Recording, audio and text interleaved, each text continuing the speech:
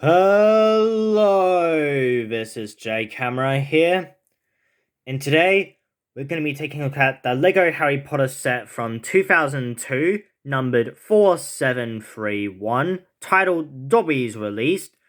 The set came out to coincide with the release of Harry Potter and the Chamber of Secrets, the movie. The set was $10 or less in US currency. I think this was like maybe $7 worth. I'm not sure, but it was at least under $10 or exactly 10. I'm not sure. I'll admit with this theme, I'm not nearly as familiar with the prices as I was with, say, the Lego Batman theme. But in case you want to know, there's the information. Anyway, here are the LEGO instructions, which are notably smaller than most other LEGO Harry Potter sets, or just sets in general. They're not polybag size, but they're still relatively small. You get the minifigures. For some reason, the instructions show Lucius without a cape, which is weird. Maybe he wasn't meant to have a cape, but they decided he needed one for the scene, which I think he does, so I'm glad they gave him one, but still odd that he wasn't there. In fact, his wand isn't here either. I don't know if it's just my copy of the instructions, but they seem to be a bit sloppily made with the minifigure portions. But yeah, we get the set build, which is pretty small. In fact, this instructions are only 15 pages long. So you get this build, you get the whole build. Now Lucius has his wand and cape. And then we get an advertisement for Lego Harry Potter and the Chamber of Secrets. I guess I was wrong. Maybe they changed the instructions in 2003, like they were re-releasing these sets or something, because a lot of the other sets in this wave had the Philosopher's Stone edition Lego Creator game, but for some reason in these instructions it shows a Chamber of Secrets variant, which I don't think came out until 2003, but there it is. And you get the advertisements for the LEGO website and the Harry Potter websites. And you get a showcase of all the sets that were around at the time, or at least ones that were relevant to this wave. And you can see here that Lucius has a different hairpiece, the generic black hairpiece, rather than the tan locks that he has in this set. In fact, it's on the poster as well here and here. I don't know why this was a thing. Maybe it was just a prototype of the minifigure testing out the torso and head. Or maybe concept art, for whatever reason, had that and they realized, oh no, it was this hair, so they had to change it up. But that is very weird. It's not the only time this has happened in LEGO. In fact, I remember in 2004, the same thing happened with Professor Lupin, where his hair was black instead of dark orange, and in 2005, in the Graveyard Dolls set, Harry's head was that of the 2004 version instead of the 2005 version, with, like, the packaging. So that's very weird, but I think it was worth mentioning. Anyway, we shall now take a look at the minifigures. The first minifigure is Dobby the House Elf, and as a lot of people have pointed out, let's just get this out of the way. He has these eyes, very creepy looking. They have no detail, no paint. They're just molded in. I feel like they just didn't have the budget for it. Luckily, in the 2010, 2011 sets, they painted his eyes. I think they did anyway. And his head looks much better off for it. But whatever. I guess maybe because he was a CG character, and CG often looks scary when done incorrectly, so maybe they were reflecting that. I don't think that was the intention, probably just a budgetary thing. It's a molded head, which I should also mention that in the LEGO Harry Potter and Chamber of Secrets wave in 2002 and 2003, he was the only minifigure to have a molded head. Especially like a sort of rubbery plastic. The goblins also had molded heads, but they were very much hard plastic, and they were for the Philosopher's Stone wave, which they did come out in 2002, so you could rationalize they are like this too, but just in case anyone else wanted to know. Here's the back. He has no back printing. Obviously, it's a molded head, so you wouldn't have anything on the head. Boo! And he has the short legs because they were finally a thing in 2002. Again, the goblins were the only figures that had it. I find it very funny that 3 minifigures had molded heads and short legs, and all of them happened to be like a magical creature that happened to have both the legs and the head. And their heads were like a tan color as well, which is funny to me. I definitely think the lack of eyes suits the goblins much better because they're supposed to be somewhat scary, while Dobby is meant to be a more friendly character. And of course, here's the torso printing, sort of a sand green, like very poor clothes, very shabby looking, because he's a house elf, a slave to the Malfoys, so they treat him poorly, and the torso does reflect that. And of course, this figure is exclusive to the set. He could have maybe appeared in Privet Drive, but the set was basically made as an excuse to put in Dobby because he is a vital character to the series, especially Chamber of Secrets. So they basically made this set for him here, but I'm still glad they did. The second minifigure of the set is Lucius Malfoy. He comes with the black wand, and it actually works better because you can also make this double as the stick, like the snake cane that he has around.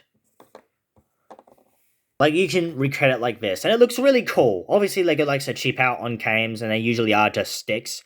Ask LEGO Scrooge McDuck for that, but yeah, it looks cool. He has a dark grey suit with a white, silverish white pinstripe and a silver vest and blue tie. And he comes with a black cape because it makes it look more wizardy and it looks cool. He has those golden locks hairpiece, as I said, or not goldy locks, but sort of the ponytail thing in tan, which suits him better. I would prefer the Dumbledore hairpiece in tan, but this hair does work pretty well for the character. That Dumbledore hairpiece was also used for the character 2005 through 2011 for the hair, which is cool. And that's what the games also used for Lucius, but even though I prefer that hair for Lucius, I still have a soft spot for this hairpiece. And obviously he doesn't have any printing on the back of the torso or head. The head has a very snarky expression. His eyes are a bit bigger than the rest, but it's still cool. In fact, I think this minifigure head was used for other figures at the time, like Lego City and stuff. And inevitably, I have to compare him to the other Lucius Malfoy around with this wave. This is the 2002 minifigure, this is the 2003 minifigure.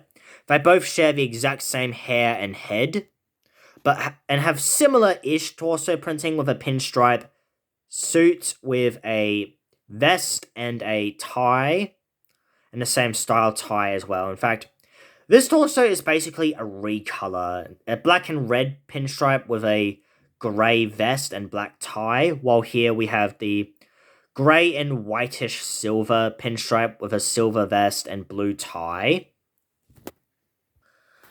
I'll admit it's a bit weird that they had two Luciuses. They should have maybe just had one Lucius minifigure and then recycle the other for Nocturnally, but a new minifigure is a new minifigure, and both figures are great in their own rights. I actually personally debate which Lucius I prefer. Probably this one, if you just took the cape and wand stick piece from this one and gave it to this Lucius to sort of combine the two of them, but I'm not really fussed either way. Let me know which one you prefer in the comments, please. But yeah, I would prefer if a different character got a second variant, or even a first variant, before Lucius got a second, but I get it, he's a vital part to this film. He's the one that was basically the one who kickstarted the plot of the Chamber of Secrets in the first place, and he's one of the major villains of the series, so it makes sense. One other thing I should bring up is Tom Riddle's diary accessory. I want to bring this up because it's separate from the rest of the set, and not as relevant, but it's in the set, so I have to talk about it. I would prefer it if it was in a black color. It's more evil and stuff, but the brown works as a very old school-ish color and to make it look more unassuming, I suppose. But I do like the printing with the sort of blue, like, I can't tell if it's like a sand blue, light blue, or a baby blue, but that's the kind of color they use to contrast with the brown, and you sort of get a bronze color throughout it, a sort of a lock pocket, and you get the black Horcrux blood, which is cool. And it makes sense because this is after the diary's been destroyed, and this is meant to recreate the scene where Dobby is freed from Lucius with the sock that Harry puts in there. And when you open the book up, you do get that Gryffindor sock of Harry's in there. I said before in the Chamber of Secrets video that I wish the diary in there was unpunctured, but that's more in the Chamber of Secrets set than here. You know, so I wouldn't have minded a unpunctured version on either set as long as we got one or the other, though. Because you could maybe say this is the scene where Harry looks through the diary memories and gets tricked into thinking Hagrid opened the Chamber of Secrets. Spoilers, he didn't. Anyway, here is the set itself. You get a little table here to store this book, even though it can hold it, but it's very small. It's smaller than the book. You get these candles here. You get these two windows. It's basically a corner build, essentially. You get this kind of chair seat thing. I'm not sure what it is, but you can open it up to reveal a little magic book spell tile. Maybe it's for the diary, or maybe this is somehow an extension of the library. I think it's just some spare space, because Hogwarts needs some filler spaces for students to just hang out casually and walk through, like the dialogue scenes in the movies and books. And then over here we get a tile with a bag of magic dust and bones and spiders. And you see this just slides here to reveal that. Maybe it's magic, who knows. You get the candles, and the floor is black in a 8x8 plate. There's just really not much to say about this build. It's just really small. But yeah, as long as you have a Harry figure, you can sort of recreate the scene where Dobby is freed, and then Lucius is about to say Avada Kedavra at him, and then Dobby just knocks him back, which is cool. There's only barely enough space for it, but with the size and price of the set and piece count, it, I guess, accommodates itself. And then, if we look this way, the exterior is actually not half bad for a set this size. It's not especially interesting and a little blocky looking and messy, but it's sort of the point of Hogwarts, especially in the books. And you can see this sliding in and out. Of course, this can't go in because it's a play gimmick. Here we get a lot of dark grey, and of course we got the black and light grey rows with some sand green cones in here, or cylinders and stuff. And then we got a little bit of tan sprinkled out here, and here we got this one row of dark grey, and then the bottom half of it is almost entirely tan. And yeah, there's no space here, it's all covered up, but there is a stud here, so maybe you want something there, I suppose. So yeah, that's the showcase of the set. There's my thoughts. It's a really good set. It's one I'd recommend, because even now, it's gonna be double digits for price. It's not gonna reach like $100 or over, even in brand new condition. The set is, when it comes to costs, inconsequential unless you're that tight on budget. But I will say, if you are to get this set, you need to get it below $50. I don't think it's worth anything more than that because of how small it is. I got this for like, I want to say $30 to $40 roughly there. And mostly get it for the minifigures and just to add to your Hogwarts collection. Even then, we've seen better versions of both characters, but it's still nice to get the very first version of these two characters.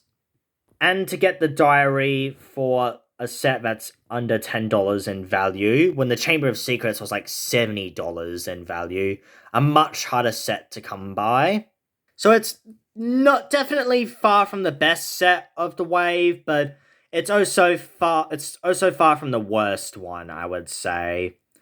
Because of its size, it is at a disadvantage though, like it's one of the lesser ones, but I'd still really like it for what it's worth.